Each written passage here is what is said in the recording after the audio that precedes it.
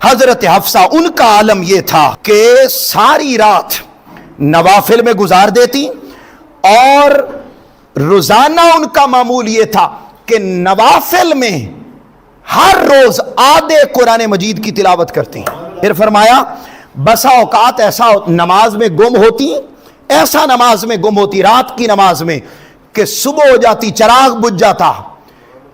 एक फिर रिवायत इसी तफसीर रूहुल मानी में फिर बयान करते हैं, इमाम कुर्तुबी कहते हैं कि उनका हाल यह था, तवातुर के साथ ये रिवायत उन तक पहुंची और उन्होंने अपनी तफसीर में इसको जिक्र किया।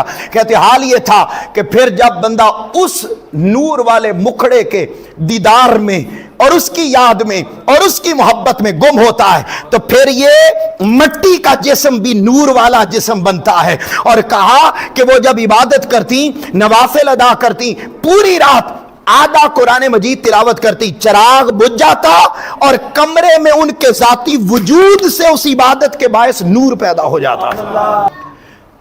अब हम कहते हैं ऐसा कैसे हो सकता है? भाई करो तो पता लग जाएगा। बोलिए, किए बगैर पता नहीं लगता। आप इस रास्ते के मुसाफिर तो बने। जब आप इस रास्ते पर चलते हैं तो खुदा की कसम वो नूर वाला वो खुद कहता है तुम मेरी तरफ एक हाथ के बराबर आओ, मैं तुम्हारे पास 2 हाथों के बराबर आऊंगा। तुम मेरी तरफ एक हाथ जितना आओ, मैं 2 हाथों जितना आऊंगा।